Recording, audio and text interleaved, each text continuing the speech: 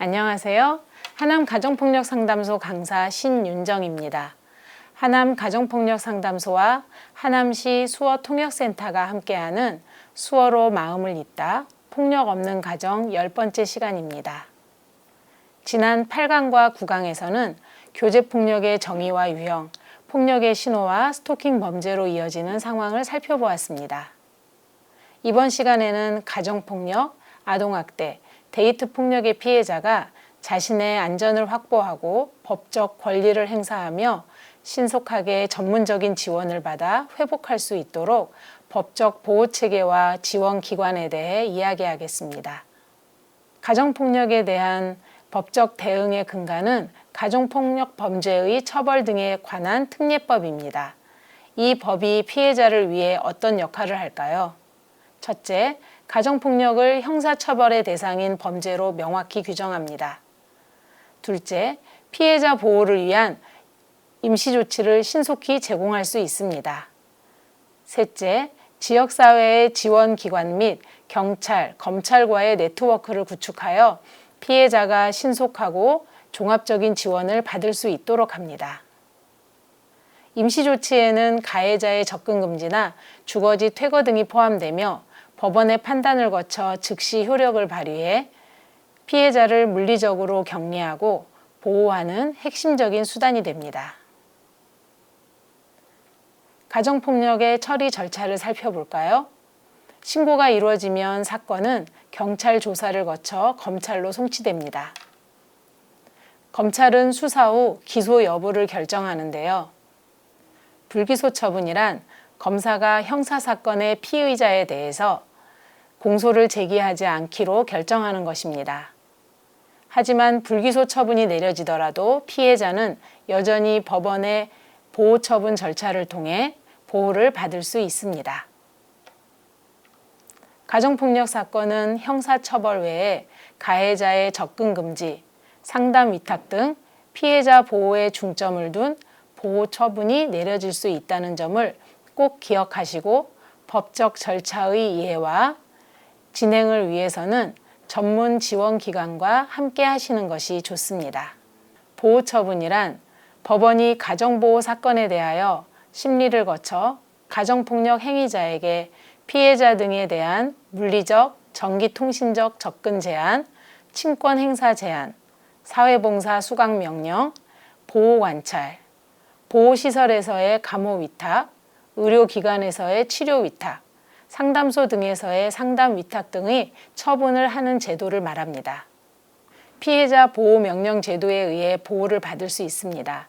판사가 가정폭력 피해자의 보호를 위해 필요하다고 인정하는 경우에 피해자의 청구에 의해 법원의 재판을 거쳐 가해자의 퇴거, 접근 금지, 친권 행사의 제한 등의 조치를 제공하는 제도입니다. 사례를 볼까요? 2010년 아들은 만나던 여성과 결혼을 부모님이 극구 반대하자 아들이 부모님께 알리지도 않은 채 결혼했고 어머니는 분노했습니다. 사실 결혼하기 전까지 아들은 어머니에게 자랑이었습니다. 아들은 우리나라 명문대학을 졸업하고 미국에서 박사학위까지 땄습니다. 그리고 한국으로 돌아와서는 30대에 서울의 유명 사립대 로스쿨 교수가 됐습니다. 어머니에게 자랑이었던 아들이었지만 어머니가 반대하는 결혼을 했습니다. 연애 결혼을 택한 아들, 그것도 자신의 성에 차지 않는 여자와 결혼한 아들에게 어머니는 분노를 쏟아냈습니다. 하지만 분노는 분노로 끝나지 않았고 지독한 괴롭힘으로 변했습니다. 어머니는 아들이 사는 아파트에 찾아가 아들 부부를 비난하는 내용의 벽보를 곳곳에 붙였습니다. 또 아들이 교수로 재직하는 학교 앞에서도 피켓을 들고 1인 시위를 벌였습니다. 대학 총장과 이사회에는 파면을 요구하는 탄원서도 수차례 보냈습니다. 아들 부부에게 전화해 협박하고 심지어 어머니가 아들에게 보낸 문자 메시지라고는 상상할 수 없는 자살하라는 메시지를 남기기까지 했습니다. 끝나지 않을 것 같은 계속된 괴롭힘, 아들은 결국 어머니의 접근을 막아달라며 법원에 호소했습니다. 어머니의 접근을 막아달라는 아들의 신청을 1심 재판부는 받아들이지 않았습니다. 하지만 2심 재판부의 판단은 달랐습니다. 서울고등법원은 어머니의 행위가 헌법상 보장된 아들의 인격권과 사생활의 자유, 평온한 주거 생활을 보호받을 권리를 침해하는 불법 행위라고 지적했습니다. 아동학대와 관련된 법으로는 아동복지법과 아동학대 범죄의 처벌 등에 대한 특례법이 있습니다. 해당 법률의 주요 내용은 첫째, 아동학대 금지를 명문화했습니다. 둘째, 아동학대 범죄를 별도로 규정하여 가중처벌을 적용합니다. 셋째, 피해 아동을 위한 임시보호 및 의료 지원이 제공됩니다. 데이트 폭력에 대한 법적 보호를 살펴보면 스토킹 처벌법은 데이트 폭력 중 스토킹 행위를 강력히 처벌하며 피해자를 보호하기 위한 접근 금지 명령을 제공합니다. 형법 및 민법은 신체적, 성적, 정서적 폭력을 가한 가해자는 형사처벌 및 민사소송의 대상이 될 수 있습니다. 피해자 지원기관이 제공하는 서비스를 살펴보면 가정폭력 상담소 및 쉼터에서 피해자와 자녀를 위한 임시 거주 공간과 상담 서비스를 제공합니다. 아동보호 전문기관은 학대받은 아동을 보호하고 심리치료 및 재활 서비스를 제공합니다. 여성 긴급전화 1366은 24시간 상담과 긴급 보호 서비스를 제공합니다. 법률 지원 서비스를 살펴보면 법률구조공단에서는 무료 법률 상담과 소송 지원을 제공합니다. 또한 피해자 보호명령 신청 지원으로 피해자가 법적 절차를 이해하고 활용할 수 있도록 도와줍니다. 심리치료 및 재활 지원으로 피해자가 트라우마를 극복하고 일상으로 복귀할 수 있도록 심리 상담과 재활 프로그램을 제공합니다. 긴급 상황 시 경찰에 즉시 신고하여 도움을 요청하면 경찰이 출동하고 필요시 전문 상담소나 쉼터에 연락하여 보호와 지원을 요청합니다. 피해 사실을 증명할 수 있는 사진, 문자, 이메일 등의 기록을 보관하여 증거를 확보하여야 합니다. 진단서와 목격자 진술도 법적 절차에서 중요한 증거로 사용됩니다. 법률 전문가와 상담하여 자신의 상황에 맞는 법적 절차를 이해하고 진행하세요.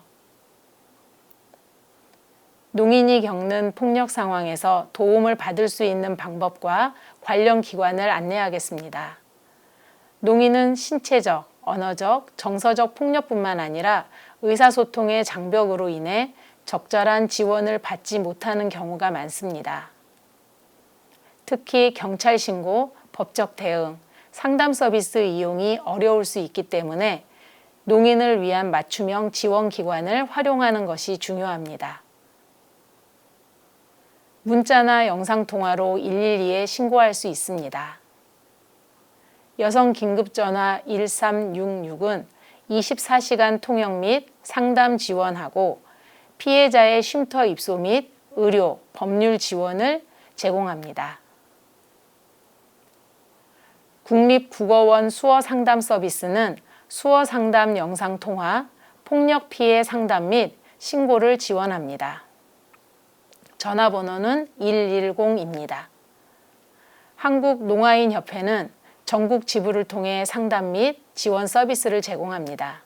중앙장애인 권익옹호기관은 장애인 학대 신고 접수 및 피해자 지원을 담당합니다. 그 밖에 의사소통 지원으로 수어 통역 서비스를 이용하실 수 있습니다. 경찰 조사나 법원 증인 신문 시 수어 통역사 동행을 요청할 수 있습니다. 근로지원인 지원 사업으로 직장 내 의사소통을 위해 한국장애인 고용공단에서 수어 통역사를 신청할 수 있습니다. 하남시에는 하남가정폭력상담소와 하남시 수어통역센터가 있습니다. 도움이 필요하거나 도움이 필요한 이웃이 있다면 언제든 연락주세요. 전국 어디서든 여러분의 이야기를 귀 기울여 듣겠습니다. 오늘 강의는 가정폭력, 아동학대, 데이트폭력의 피해자를 보호하고 지원하기 위한 법적 체계와 지원 서비스를 살펴보았습니다. 법적 권리와 지원 방법을 이해하고 활용하는 것은 피해자의 안전과 회복에 큰 도움이 됩니다. 다음 강의는 이번 시리즈의 마지막 강의로 전체 내용을 종합하고 메시지를 전달하는 시간입니다. 오늘 강의를 함께 해주셔서 감사합니다.